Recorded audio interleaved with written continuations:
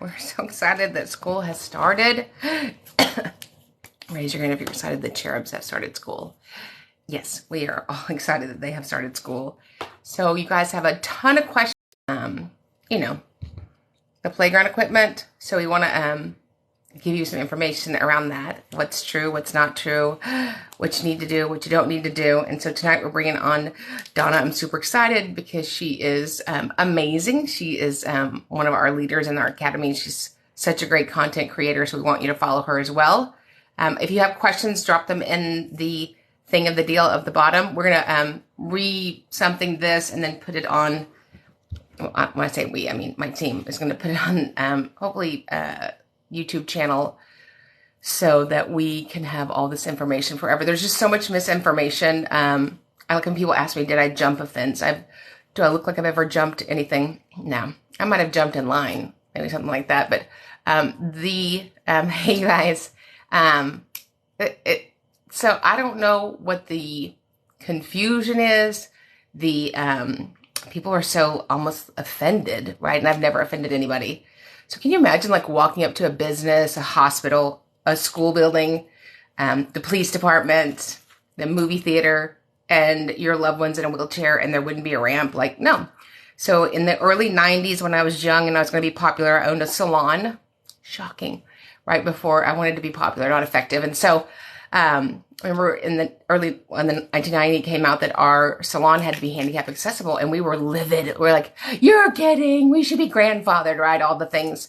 And they didn't say, okay, if you think you should be grandfathered, then your salon doesn't have to be handicap accessible. It wasn't an option, right? The bathrooms had to be able to get a wheelchair in there, move the wheelchair around, all the things, right?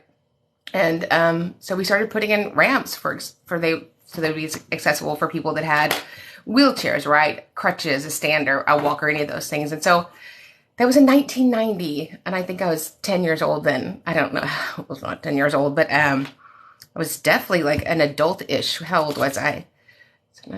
I was an adult, right? So, and it's important that we remember that these are requirements.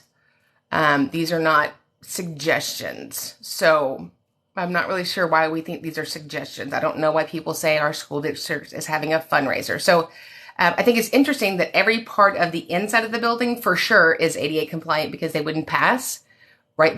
You would not get any sort of like certification that you can open the school. And it's everything from literally, where the button is to the soap to the doors to everything. So Elliot, I have a question I've been dying to ask you. It's all about accommodations for mental health. So ask me, Elliot. You are welcome to ask me. Without requirements, accessibility doesn't happen. Yeah, it's a requirement. It's an ADA requirement. Should a parent be required to feed my son snacks if he cannot feed himself? Somebody in the class would be required to absolutely. Yay, Elliot. Okay. Tell us what it is, Elliot. I'm just so excited to know. But yeah, so we're going to bring on Donna. It's really important that you guys share this because I file with U.S. Department of Education Office of Civil Rights weekly. And they open up my cases all day long. Yes, I am early. Can you believe that? I'm early. It happened. So it's really important that you share this so that you know and so that your school knows. Because we're going to file on every playground in America, in every district to get this right. My daughter's 504 hasn't been given to her new teachers yet. She's got 30 on a quiz. I'm very upset. So that's 504 is going to be an OCR violation. Thank you. I work in an online school. What accommodations would you recommend for kids with anxiety and depression? So that's sort of that refuse to go to school. That's an interesting question. So Elliot, I would recommend that those kiddos will get wraparound services, maybe through your district, county, or city. But it's sort of a broad brushstroke. Part of being online is it's very hard to facilitate the best learning and certainly to implement accommodations. That's ridiculous if your child's not getting snacks. So make sure that you share this. If you have questions, but when they miss school, how can we get them there? So you can't make a child go to school. You can't physically make a child go to school. You can't make them, go online. And therein lies the problem, especially if that is what brings them anxiety. Does an open field with nothing count as a playground? It might be a playground. But it's not handicap accessible. My son has a one-on-one during school hours. I want to put him in the after-school program. So after-school programs have no requirements for IDEA. Attended high school IEP meeting 8:30 a.m. Yes, we do love those early morning things. School keeps saying that they don't teach spelling, so they don't make it a goal for my child. So spelling is taught when kids are little, but it's hard to get a spelling goal unless the acuity of your dyslexia is just so profound. But the law says they have to go. What do we do? So the law actually doesn't say they have to go. It's a requirement that kids go to school. There's no law that says you have to physically force them to go to school. I have lots of kiddos that don't go to school. We certainly want to help them attend. One of the reasons kids attend school is because they have a buy-in and they enjoy school. So there are kiddos that are not enjoying school right now, and it's hard to get them to go. So the law requires that kids go to school and get a diploma, but a lot of kids are now going to co-ops, they're going online, they're doing homeschool. So there's a wide range. Will the school provide a one-on-one? So the school has no responsibility to provide a one-on-one for after-school daycare. Their requirements are in the instructional minutes in an educational day. How do we get a behavioral specialist for my son? The school refuses. Are you looking for somebody, Jessica, like in your area? I'd reach out to local Facebook groups or see if your state has a list of behavioral specialists that they use maybe to do evaluations. My son is a 504 and a teacher wasn't going to let him finish the final hard to tell him, had to tell him. Yes. So, yep. That. Hey, there. I'm just running through a few questions on it, then we're going to jump in. My daughter has anxiety while walking the halls in high school. Can I ask for accommodations? Absolutely. You can ask for support. So be sure that you're asking for support. Sometimes you guys get penalized by asking for accommodations. That's baseline, right? So maybe your child needs support, minutes, counseling as a related service, lots of other things. Can a school ask for a letter from his doctor to use his wheelchair? He's in kindergarten.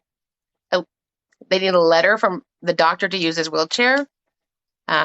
That's past ridiculous. I don't know why they would need a letter. He meets eligibility for an orthopedic impairment or in a 504, so I don't know why he would need a letter. Does ADHD diagnosis qualify for an IEP opposed to a 504? School won't change plan to an IEP. So as you guys know, that I think a 504 is really good for folding in 4 places and putting it under a Coke can.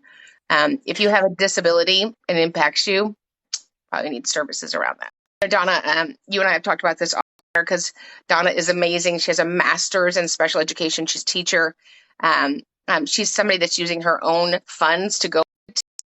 People want to know, well, first tell us about you, and then we'll get to the questions. You know, I always rush ahead. So introduce yourself.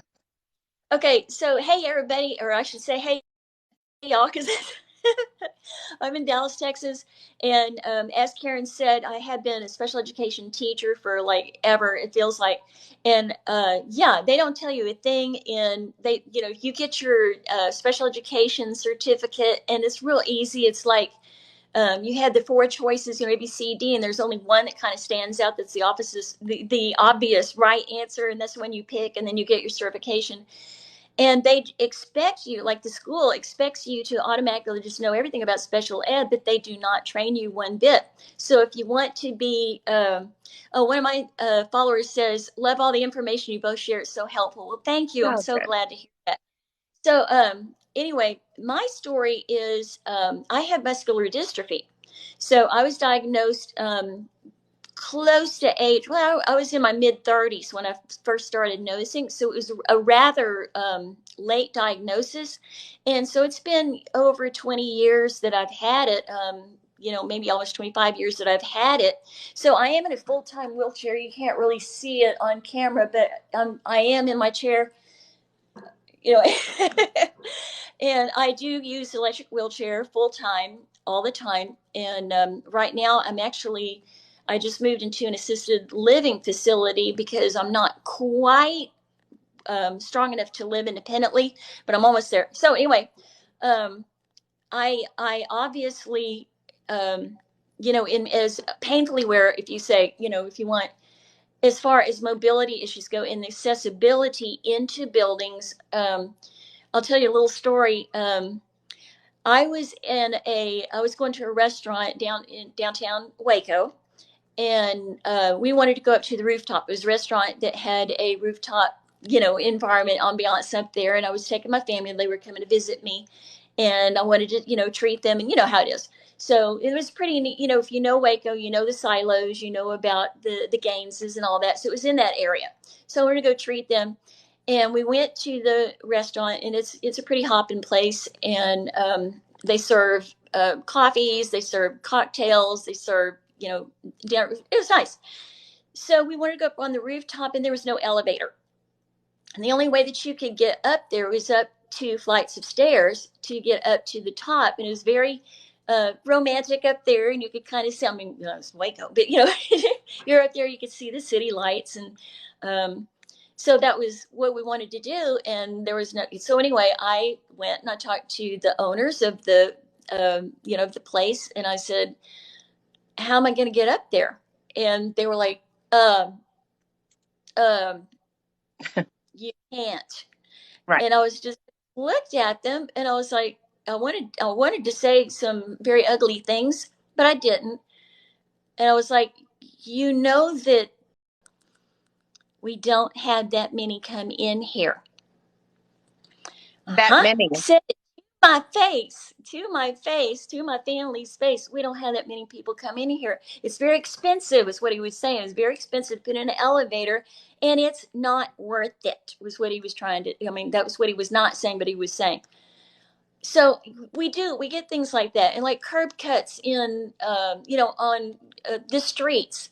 And like, even if they do have the curb cuts on the street, a lot of times they're broken, because of the roots of the trees or something like that. And so you're strolling along and you're doing fine, and all of a sudden you can't, because there's a gap of 6 inches wide, between concrete to concrete, with a root sticking out there, and they haven't fixed it or anything like that. So another thing is like doors. If you have like, banks are really good about putting those door those round things, and you just kind of smash it, and then it opens up automatically for you. And that's what everybody is supposed to have. But a lot of people do not, and doors are heavy. That you just swing open a door. Well, you guys can swing open a door and be in there in 2 seconds. Me grabbing the door, I've got to pull back, and it's hard, and then I've got to drive my wheelchair around to kind of stop it. And then as I'm trying to get in, I'm like, oh, I hope I don't scratch the door too much, or and then it's kind of bam, bam to get it open. So it's not graceful, let's just say. So, when we're talking about children who either have, some kind of mobility issue, either it is something like muscular dystrophy or cerebral palsy, or, maybe it's something that's just temporary. Maybe they're in an electric wheelchair. Maybe they're in a manual wheelchair, which is even harder to manage than an electric one is. And they're facing this kind of thing, and they're little kids. Right. So like, getting on the playground, and just simple things like, what is on the ground? What do they put on the ground? Now, yes, they're not on the hard concrete or the asphalt that I had when we were on the, because they didn't care. It's like, you fall and bonk your head. It was like, oh well, but at least they're putting a softer, whatever the substance is. But a wheelchair. So, hey, Ashley. She says she's a special education teacher in Pennsylvania. So, hey, from Texas. So, that could really damage my chair. And if it does, then it's expensive to get it repaired. So I can't go on there, because I just, and it's very difficult to roll on it.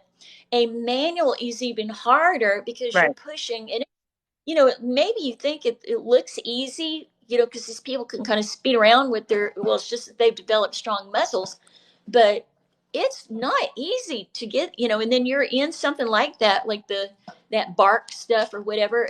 And those little kids, it's like, it's going to take them forever, major effort, to be able to push themselves over in that stuff, because their wheels are kind of sinking in it. And sometimes they can't even get into the playground area, because they put, that ugly little baby fence, that goes around the little black thing, well, they do that too. So I get it, but at the same time, they're not thinking about the babies that are in wheelchairs that want to go play just as badly as all their friends are.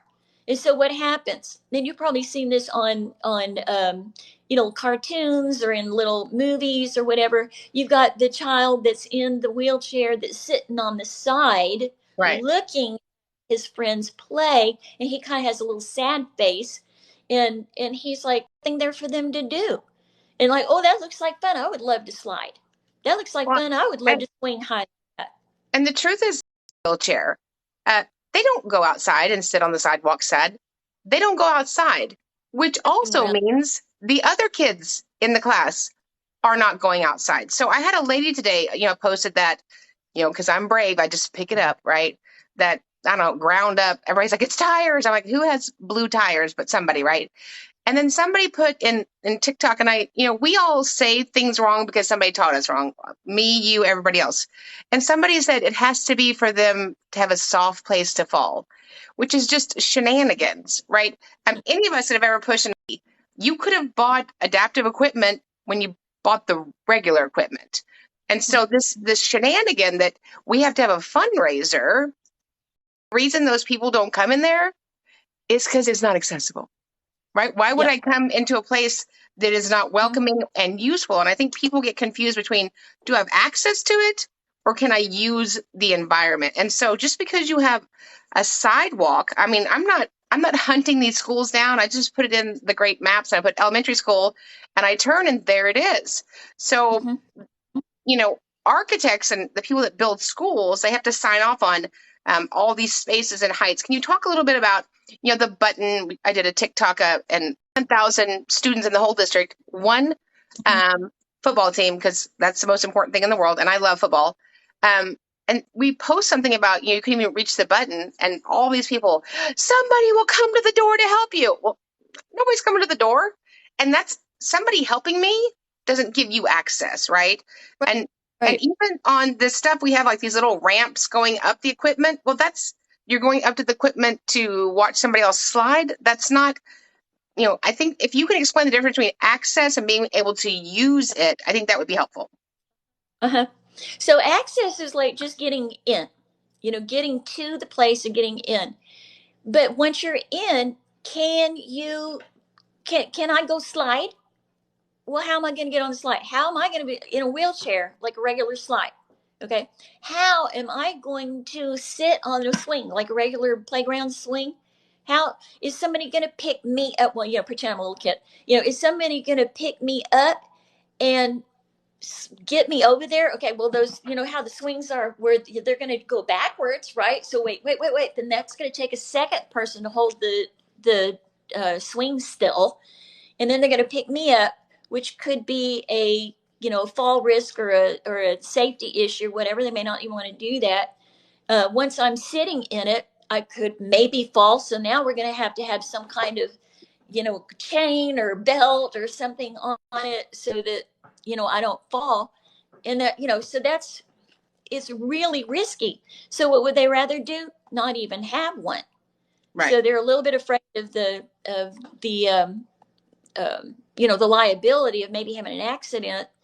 And they might have to sign a bunch of stuff. There are accessible and inclusive playgrounds. There's one pretty close to where I live, and the kids have a blast. They can roll like these merry-go-round things. They can roll on to the merry-go-round, and it's the same level as it's the sidewalk, and they just roll right on. So it's not like they have to bump up or anything, and they get on it, and then you push it, just like you would a regular one, and they have a blast on it. So they're just on their wheelchair, just giggling and having a good time. It's sweet. uh Achilles, it looks like Achilles. Okay, I missed her a little bit, but she had to go. Okay. Yeah, chair. Oh, I don't know. Once every few years, or somebody comes in their kindergarten. Okay, well, we may have this little girl from kindergarten up until fifth grade, and then she's going to move on. So if she's going to be here for 5 to 6 years, then maybe we can build something on the playground for her. But if a fifth grader moves in, transfers in, well, they're only going to be here for 1 year. So we don't want to pay the money for the thing, because who else is, it may be several years, and I hear that. And I'm like, I have feelings about that because I'm feeling left out. I'm feeling discriminated against. And these are Right. children. These are little kids who deserve to have just as much fun as anybody else does. Be able to go outside and play and enjoy, socializing with other kids. And let me just speak to that really quickly. So it's four kinds of kiddos. I'm sure there's more, but we're talking about kiddos that have an orthopedic impairment. And so that in Mhm. school, that could be SFOs. I don't say it, Yes. orthotics. It could be you use crutches, you use a Mhm. walker, you use a stander, or use a wheelchair. And they're in every elementary school. So you're telling me Right. from kindergarten to fifth grade for 180 days a year, you don't get to go outside. That is unconscionable. It doesn't cost Yeah. any. You can take down a regular swing and put up an adaptive swing. And I'm going to post it in just a little bit. But I stopped Mhm. at another school district on my way home. And I was so excited because it was literally an early childhood center. And so I heard Uh-huh. there was accessible equipment. So I drove around. I didn't get caught. And there's two adaptive swings. I was so happy. They could have fit me. I don't know, Mhm. somebody 10 foot tall. This is early. It's the 3 to 5 year olds. This adaptive swing must have held like a 140-pound kid. So we just bought the Mhm. biggest one and stuck it on there. So Yeah. a lot of times we get adaptive swings. Last time I checked, one size doesn't fit all. And then they're all Mhm. slouched in there, and we think we've patted ourselves on the back, and it's offensive. And it's segregation and it's discrimination. And so people want to know what their options are. Donna, what are their options? What are effective options? For school districts, Yeah, for their um, playgrounds to become compliant. yes. If I was a parent in a in a school and I had child with special needs, I would be hitting every single school board meeting and saying, Everyone. "Hey, every single one of them until some action was taken." I would find other like-minded parents, the mothers, if there's a like a Facebook group or something in for that school district for kiddos with special need, find them. Y'all go together as a group and you just fuss and you fuss and you fuss. Also write letters to the principal, and just state the need and we want this and we're feeling, um, you can also, like, if they have IEPs, then you can go into the prior written notice and you can put it in the IEP that they need to have like structured recreational therapy. I mean, you can do stuff like that. You can, their related services people, their physical therapists, their occupational therapists or something can be done. But it's going to take, squeaky wheels getting the oil kind of thing. Otherwise, they won't because they don't want to spend the money. They and that makes you as a parent think, well, gee, great, school, you don't think my child is worth it. You Right. don't think, yeah.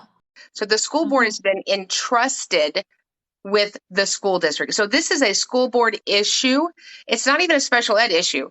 ADA doesn't care if you're special ed, valid, extensive. It doesn't just say, just let us know whatever size ramp. The ramp doesn't go like that. It has to actually be a percentage. And so Yeah. what I do, and certainly, any of the advocates on here should be able to help you in this process, but not having a playground that's handicap accessible is an ADA violation that I Mm-hmm. file under the U.S. Department of Education Office of Civil Rights. Now, when you file with the U.S. Department of Education Office of Civil Rights, you need to know what you're doing. You need to have the correct language. And so if you know how to do that, great. If you don't, get somebody to help you. And we do that for people all day long. But I file very clean. And the first thing that you're going to need to have is 20, say it with me, 20 pictures of the playground. Now, for some reason, this stumps people like, oh, I have to get out of my car. You'd have to get out of your car. Yeah. So guess what? Somebody's like, what if they see me on the camera? I'm like, I hope they see me on the camera. I'm not asking you to break in. You don't need to break in, but if you walk around the school, because you can walk around it, even if things are locked, you can surface is not appropriate. So there's many things that are required. Minimum, there has to be ADA compliant pathway from the school to the playground. Now, those of us in Texas, maybe you guys in fancier states have something different, but we go across some mud, some rocks, a ravine, a canyon, and it might be 100 yards from the school, right? And then there has to be access to that play equipment.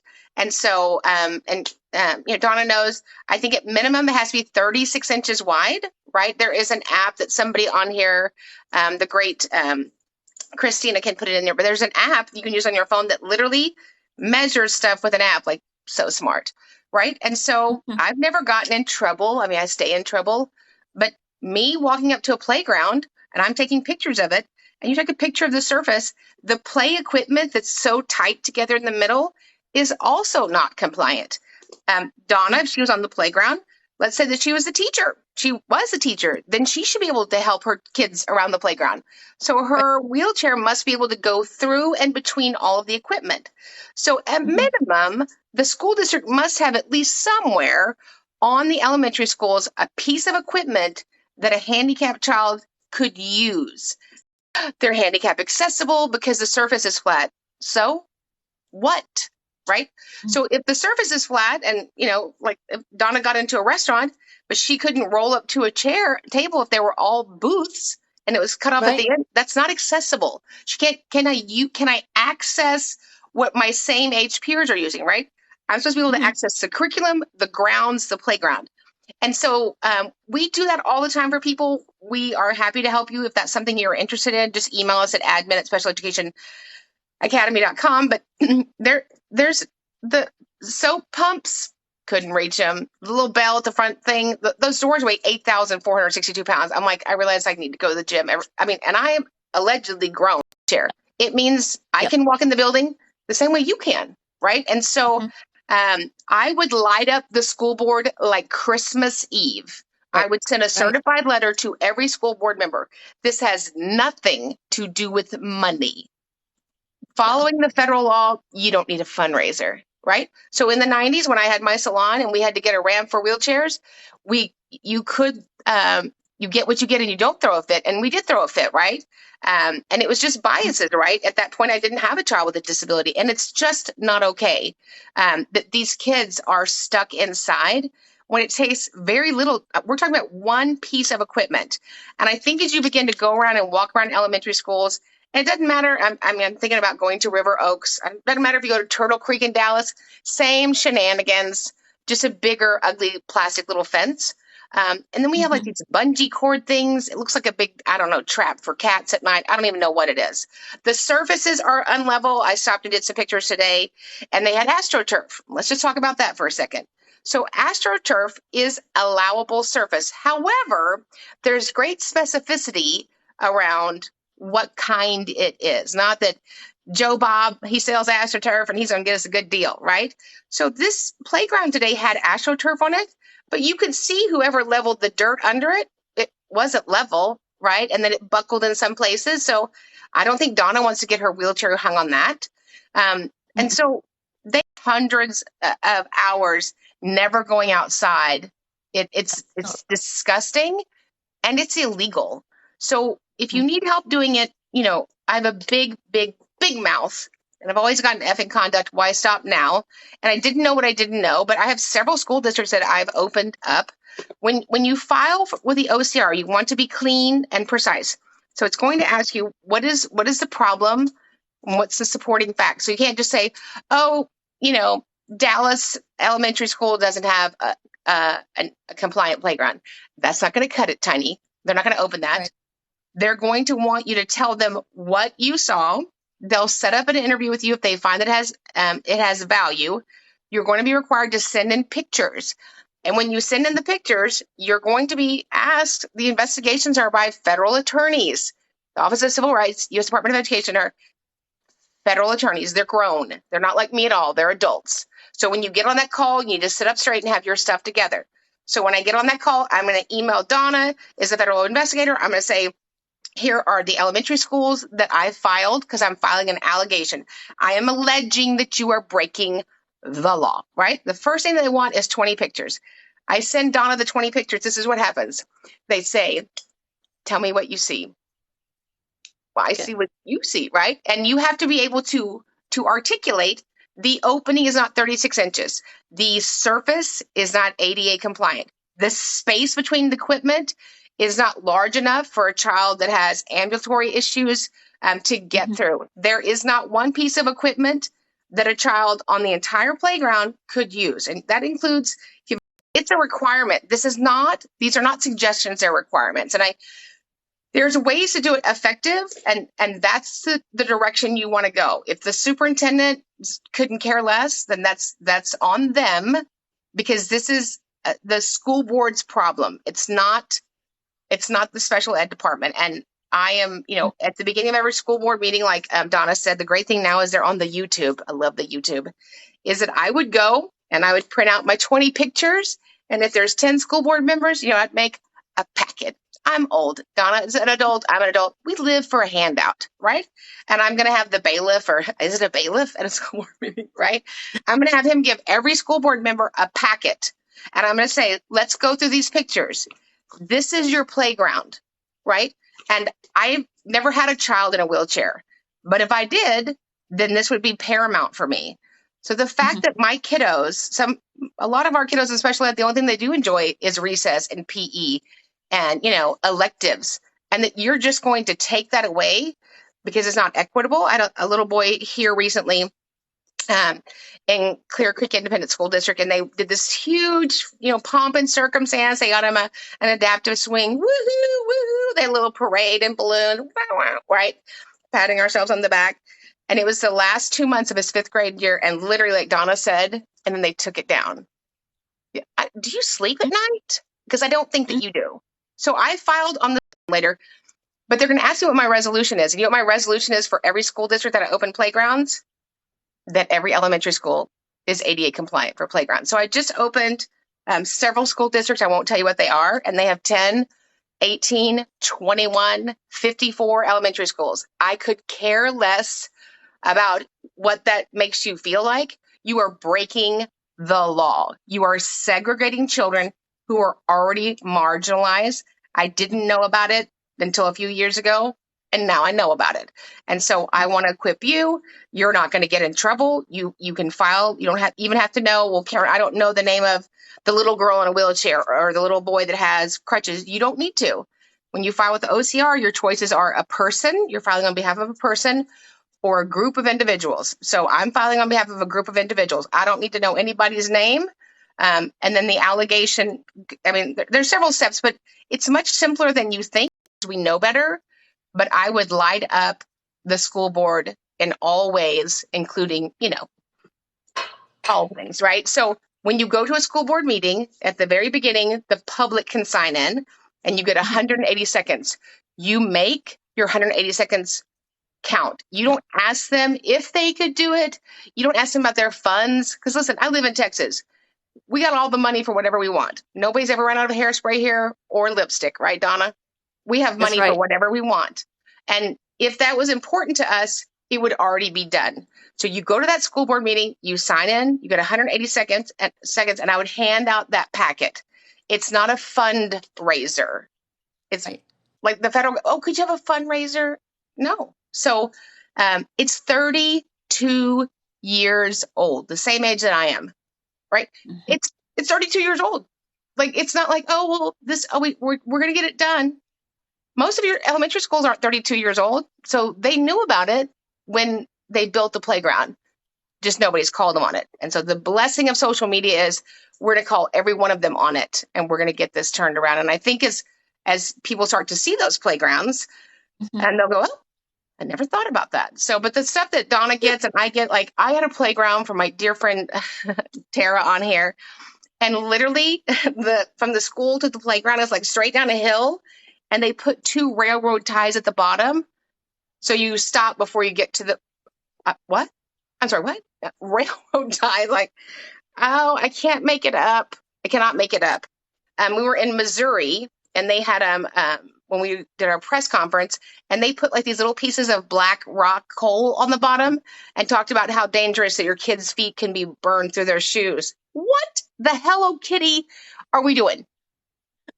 I hope your kids' shoes don't get burned off. So, you got to be responsible where you are. Donna will help you. I will help you. But we all got to lift this load. Whether or not you have a kid that needs access is not in question. We have to do better because we know better. We're going to back you up, and we will light them up. but it's unacceptable. It's like going, oh, well, all these kids get food for lunch, but yours doesn't. It's the same thing. So I'm very passionate about it. Obviously, Donna is. Donna, you want to share some other things with us? Tell them how people can connect with you. And you guys, Donna, way smarter than I am. I steal her content all the time. So you should follow her. You should duet her. If she said it, you can take it to the bank. So tell them how they can contact you, Donna. My email address right now is, yes, I can put the comment on it. Thank you. But they can send you a message on your TikTok to get your info. Yes. Yeah, you can, you can do all those things. Yeah. And the email is TCSEA. So it's like TCC. It's the second part is SEA at gmail.com. So yeah, that's my email. You can get me that way. Message me on TikTok. Yeah, just you'll find me. Direct message me, all that, and I respond like real quickly. She's quite the smarty pants. So I did want to talk about. I saw today these wheelchair ramps up on playground equipment. First of all, it was like that, the incline. I'm like, well, that's got to be enjoyable, right? And then talk about the space that's needed to turn a wheelchair around. Talk about that. Oh, yeah. Size of a door frame. So you have to have a little bit wider space if you're trying to get a wheelchair through. So a lot of times double door. Let's see, it's about a good 3 feet deep. You got to hold one arm to hold one wheel still, and then you've got to push the other one really hard to get around. So yeah, there's no turning on a dime. So you've got to allow that amount of space in there, or else you have to roll back and forth. And that was one of the situations in the apartment that I had last, and I had to move out of it because it wasn't accommodated for wheelchairs. They said that it was, but it wasn't.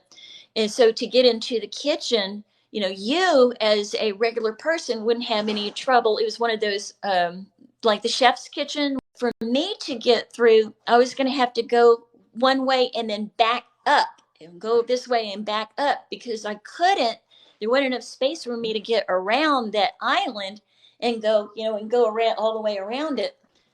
It was the most frustrating thing because if I was opening up the refrigerator door, it blocked my way completely, so, and then I couldn't get into like the pantry or the refrigerator with it open, because my wheelchair was in the way.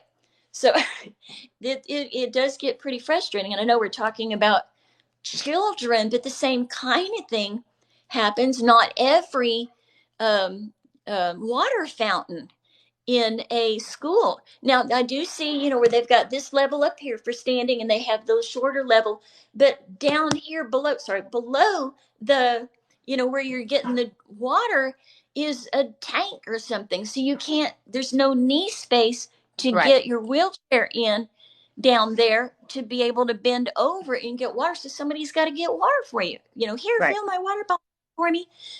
Things like that matter. And if you're sitting at a table, the way the desk is, like some tables are easy to get your knees under, and other ones have a lip where they've got those X things underneath, and the bars. The bar things down there. Yeah. So seating is an issue, and in the classroom, like when I was teaching, I had to arrange the way the desks were a certain way. But there was some place, like you're supposed to go, how if y'all are teaching, how you're supposed to kind of go in and out and sort of weave around the, zones of whatever it is, but I couldn't do that. So, I could do the front and have space there. I could go down here and then go back in the back that way. But I couldn't weave in and out like you're supposed to because there wasn't enough room, especially if you had 30 desks in there. So, I had to do my classroom management a different way because I couldn't get back there, and just be quiet back in the back. So, but well, the good news is that neither one of us are quiet in the back. Yeah, no. So, I think it gives you really good, obviously if you're not from that place, you don't sit in a wheelchair. I mean, I think, correctly accessible. So it's just things that we don't think about unless we walk through it. Those of us that are parents that had a child with a disability, we probably never thought about it until we had Right. a child with a disability, unless you had a relative or a really good friend, right? And so we are asking for baseline. Great advocates are asking for baseline. ADA compliant playgrounds in public schools in America are baseline. They're not optional. And so if you're interested in, if you need specific training, one-on-one training about how to file, or you want somebody to file, then reach out to us, because it's got to get done. I mean, in a city, when we start seeing new playgrounds being put up correctly, then other people are going to go, oh, we want that too, right? And so they're not fundraisers. It's so embarrassing. We live in a city of 7.5 million people in Houston, and there's one accessible playground that was built by, I don't know, somebody from the Super Bowl a few years ago, and it's over an hour for me to get to, right? And it was wonderful. I didn't even know about it, right? And actually, handicap accessible playgrounds are actually a lot more space. Everything's not so tight and packed together. Yeah. And so they're actually safer for everybody. And they had bathrooms that had, if somebody needed changing that was an adult, they had a changing table that came out of the wall that would hold somebody up to 300 pounds. And so it was thoughtful. So it's not about money. It's you just didn't think about it because nobody's called you on it. So we're here calling you all on it. Every superintendent should be ashamed of themselves, because I promise you didn't get to superintendent by going, oh, when did they start the 88 thing? So not a 3-year-old. I find that even more offensive. Look, we did a little thing for those kids. It's unacceptable. So we're going to get it right. One conversation, one complaint. Our job is to convey, not to convince. So I'm not convincing anybody. Like, if you want to live in America, these are the requirements. So the only way that the Office of Civil Rights, U.S. Department of Education, is going to look at it is if you file an appropriate, clean, concise complaint. And so that has to start happening. So every child, just like they're supposed to have access to their education at the same time, they're supposed to have access to, just to pull up and go, oh, here, no, oh, no, right? And I want you to tell you something. I'm not telling you to break into a school. Who would do that? But there's usually a gate open somewhere, like you go on the weekend, Saturday or Sunday, because somebody has to come in and mow. So no, we're not asking you to run past the principal with your Polaroid, right? And we're not going to say you're going to get it. But go up to the school and see if somebody in a wheelchair could go out there. It should be the adults and the children, right? If you were an adult in a wheelchair, you could work at a school. About this, we've got to be diligent and complaining about these things so that it's right for kiddos, because it's not 1975, but some days it feels like it, doesn't it, Donna? Yes, definitely. Yeah. So we are going to do better, and because we know how to do it effectually. So this is not a state complaint. This is not a due process. This is not a mediation. This is not a district complaint. This is a complaint straight to the superintendent. I would give them those things, and I would say, what day can we expect the handicap accessible playground equipment to be delivered to Elm Elementary School? I don't ask you if, I want to know when it's going to show up. And you give them an opportunity to comply. And if they don't comply in 30 days, I absolutely would file with the U.S. Department of Education, Office of Civil Rights, all day long. Right? So I kind of like that. So did you have questions from your followers that you wanted to answer? There's 8,042 million of them. Yes. There's one. Bonnie said, she says she likes how both of us mentioned not just the children. She was asking, what if you're the teacher? Well, I was the teacher. And one thing I was thinking about was fire drills. Okay. So I worked at secondaries, can be multi-story. And so, I had to have a fire drill plan. Like, okay, what if the elevators don't work, or, at any other time, what are we going to do? Because I'm upstairs. My classroom is upstairs. And I was okay with that, that somebody needs to bring my wheelchair too, but there's no way that you can get a 300-pound electric wheelchair downstairs. It just wouldn't happen. And the same thing with children. You've got to have a plan.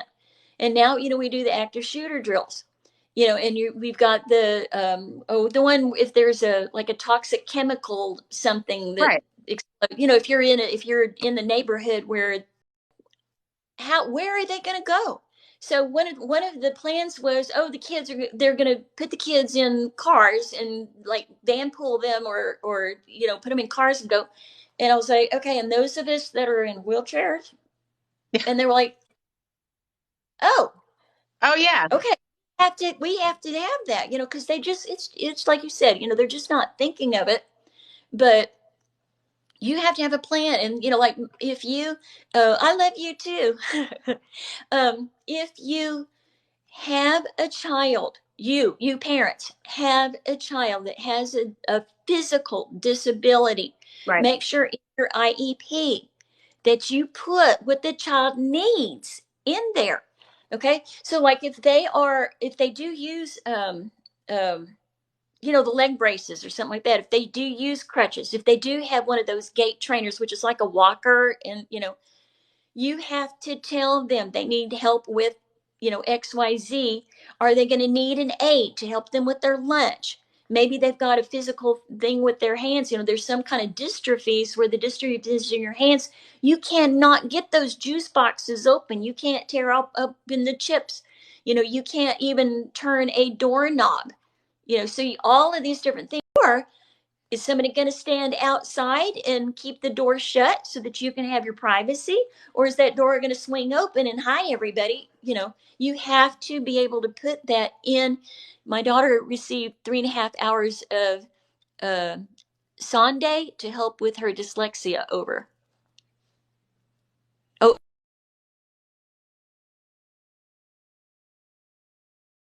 so for physical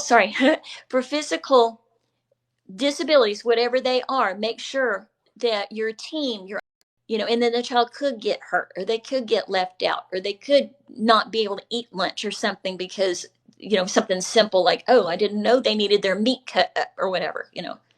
So, yeah.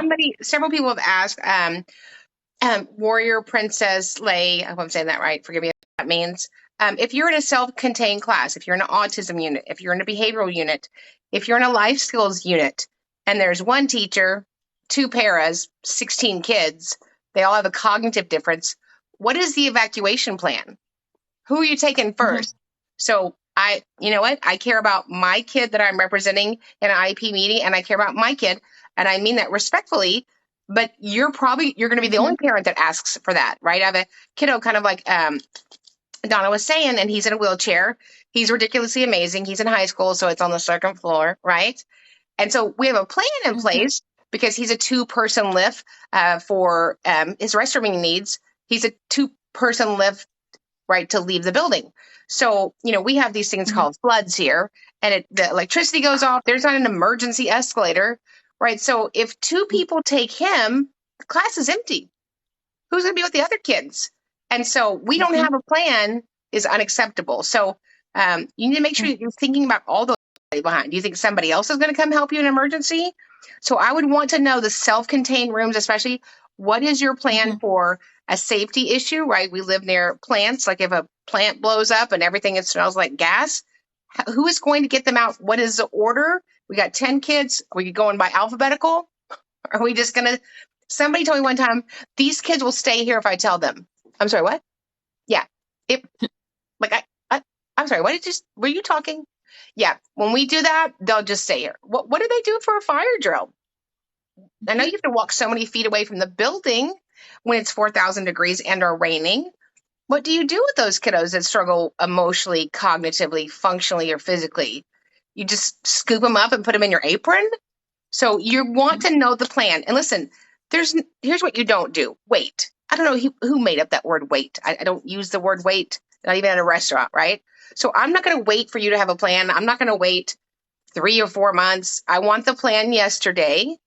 And if I don't have it, I'm showing up at the school board meeting. Like, you have a plan for everybody that it's signed, sealed, and delivered. If it's not written down, it's not legal. And if it's not written down, nobody has to do it. So we don't do that. It's part of the program. We've got it, Miss Donna. That's fantastic. I'd like to get a photocopy of what you got, right? Because we're just all going to wing it. Doesn't count. Doesn't cut it. Yeah. So we're so excited that you guys are all on. Somebody says a doo-wop. a BOP. I don't, it doesn't really matter. Somebody is in charge somewhere. So there's oversight, whether it's a city, a parish, a state, go up, right? So go to Well, the director of education for your state. The director of education for your state knows that all playgrounds have to be compliant. Again, I would give them 30 days after I rang the bell, and then I would go straight OCR. Um, so thanks you guys for logging on. If you have questions, just email us at admin at Special Education Academy. Donna, thank you for coming on. We appreciate it. We're so glad that you are fighting for kids now from the outside in, and that you're getting yeah. kids a robust IEP. She's in Texas. There's 605,000 children in Texas with an IEP, and there's 7.5 million children in America with an IEP. If you are interested in becoming a better member of the 504 team or the IEP team, we have trainings. Probably 2/3 of the people in our trainings are school-based members because there's no training for them. And then, of course, we're also training people to become advocates to serve families with disabilities. So reach out to us if that sounds like something you would be interested in. So thank you, Donna. Please, y'all go follow Donna, the classy special education advocate. And she really is. So she doesn't do any of those dancing videos, but she starts out, hey, y'all, hey, y'all. Hey, she should incorporate the hey, y'all. She's got that. So thank you for coming on. If you guys need anything, let us know, and we'll see you guys in the next training. All right. Bye. Bye-bye.